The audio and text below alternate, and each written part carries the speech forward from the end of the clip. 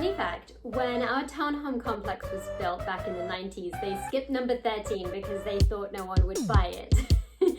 For number 13, it gets a bad rap. But good news, I'm not skipping episode 13, so here we go. Welcome to Sunshine Sundays with Ella London. When I started this Shine Your Light series on Sunshine Sundays a couple of weeks ago to support Black Lives Matter, I was worried that some people would be upset or expect me just to give them happy, uplifting content. Throughout my life, I've always been focused on shining a light on injustices, but I'd never done it before on a vlog. You have all been so welcoming and encouraging and come along with me, and I want to say thank you to each of you. As Nina Simone said, an artist's responsibility is to reflect the times. This is me in my small corner doing my best to listen, learn, and reflect the times. And now, part 3 of Shine Your Light with Ella's Sunshine Thought. 2020 was declared as the year of clarity and focus, and all that seemed to come to a crashing halt when COVID-19 struck and Ahmaud Arbery, Breonna Taylor, and George Floyd were murdered. But did the clarity and focus actually stop? Clarity and focus comes when things change, when we see something from a different perspective, when we allow ourselves to be wrong, when we start listening to people who are actually experiencing and living the injustices we maybe only hear about. So maybe we went into 2020 thinking that magically the imaginary glasses we received on January 1st would show us a whole new world, a dazzling place I never knew, and then crash. What? The world isn't a magical place? The clarity from this year is instead showing us there is still so much work to be done. Does this mean we live in anger and never smile again? No! Well, there is still so much to do. There are beautiful and important things happening. The protests are causing real positive change. I'm seeing white people, some for the first time, actually listen, actually ask themselves the hard questions about racism and readjust their viewpoints. I'm also learning every day. It's why I changed the title on my last episode.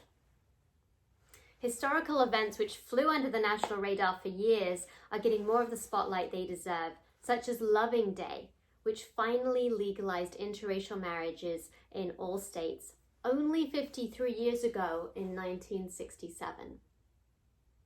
I've seen several teachers on social media acknowledge how whitewashed our history is, how even some US history teachers didn't know about the real truth behind Tulsa, Oklahoma's Greenwood District's massacre in 1921, and many other atrocities by white people against Black people. Some of this is hard to hear, but having these conversations, shining a light on the truth, and taking responsibility for how racism has shaped our societies, ourselves, and our history books is an important step in this journey. With all the clarity and focus happening, just a reminder that May was Mental Health Awareness Month. Even in June, it's still important to be doing check-ins on ourselves and in on our neighbors. I've been sending little self-care encouragement notes and videos to friends online who've been on the front lines of Black Lives Matter since before it was even called Black Lives Matter. And this month is Pride Month. Yay for rainbows. How beautiful has it been to see the LGBTQ community join in the Black Lives Matter protests in solidarity. Yes, the organizational level has been very bumpy with many lessons to be learned, but it isn't stopping people from coming together. I learned only this week that the gay rights movement officially started on June 28, 1969, with riots and protests led by Blacks in Greenwich Village, New York, against brutality by police towards the Black gay community. Two of the leaders were trans Black women, and their work paved the way for the modern gay rights movement. Recognizing our history makes these combined protests even more powerful. Pride began with a protest. So while the clarity and focus in 2020 hasn't been the rose-colored, or in my case, the yellow rose-colored magical glasses we were hoping for, let's celebrate the victories, take moments for self-care and reflection, and not lose sight of the big picture of the work still to be done in ourselves and in the world.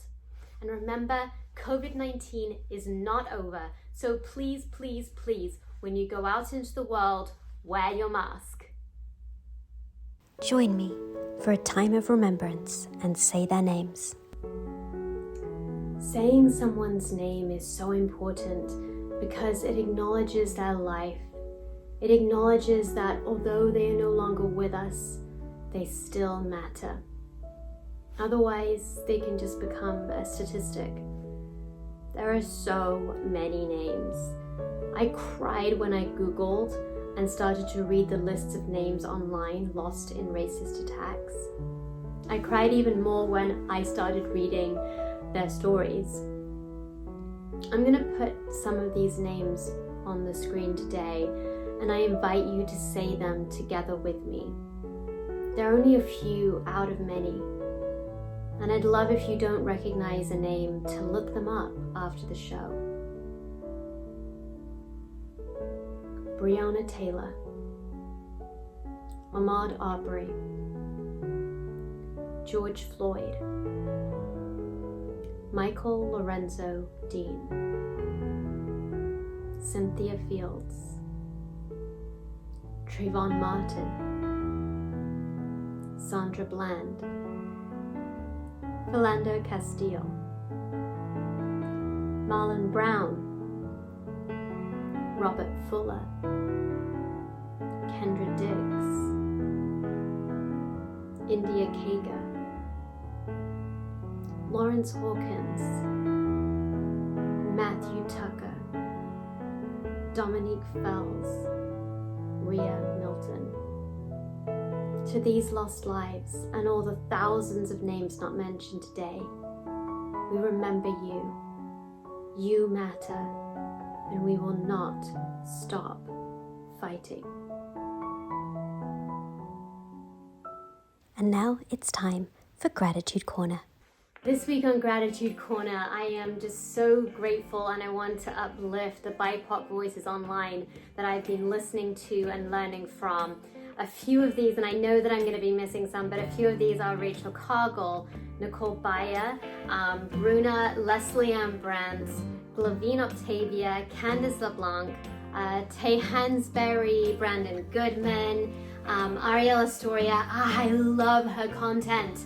Disha, Ibram X Kendi, please look him up on the work that he is doing.